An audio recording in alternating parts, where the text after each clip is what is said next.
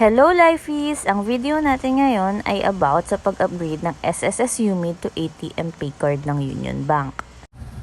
It's a step-by-step guide mula sa pag-process sa online SSS account natin hanggang sa makagawa tayo ng Union Bank account. So, let's start!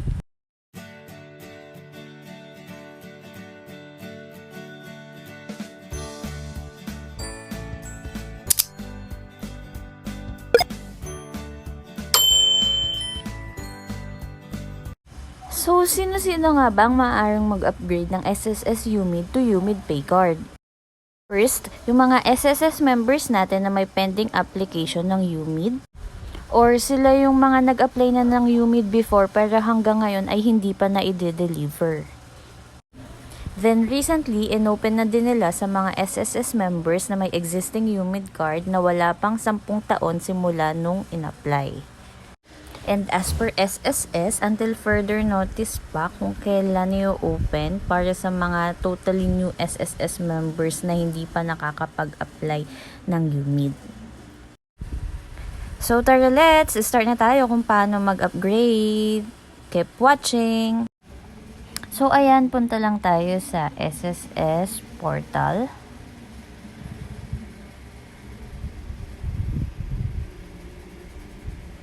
And i-login mo lang yung user ID and password mo.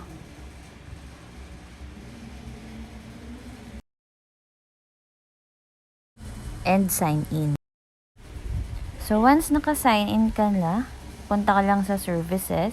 Yan yung naka-highlight ng yellow. And under services, click mo lang yung upgrade to UMID ATM Pay Card. Next, i-click mo lang ang mag-submit ng data sharing consent for UMID ATM Pay Card upgrade. Next, check mo lang kung tama yung mobile number at email address na nakalagay. Then, click mo lang yung proceed with consent. Ito na yung data sharing consent and andito na din yung transaction number natin. Mga Lifeys, take note natin itong transaction number ha kasi gagamitin natin ito mamaya sa pag-apply ng Union Bank account. Sa babang part, itong data sharing consent, i-click mo lang tong I confirm and then submit. Next, another confirmation kung tama yung mobile number and email address. And that's it. Next naman is mag-apply na tayo ng Union Bank account. Sa App Store or Play Store, i-download nyo lang yung Union Bank app.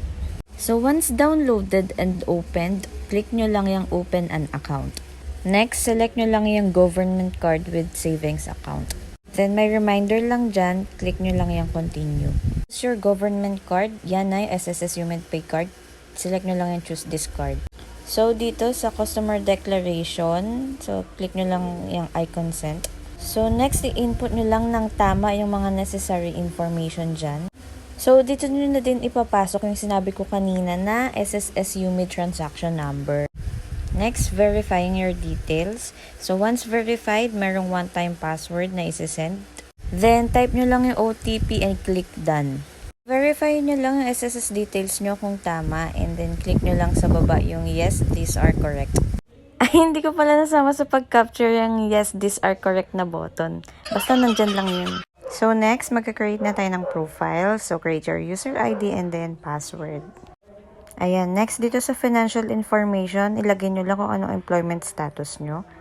So, ayan, next kung ikaw naman ay employed, ilagay mo lang yung mga necessary details ng employer mo. Ayan, dito sa account details, ang purpose, hanapin mo lang or piliin mo lang yung SSS benefits or personal savings. Then, ilagay mo lang kung magkano yung estimated monthly transaction mo. Next, check mo lang yung box na yan to certify na hindi ka US citizen.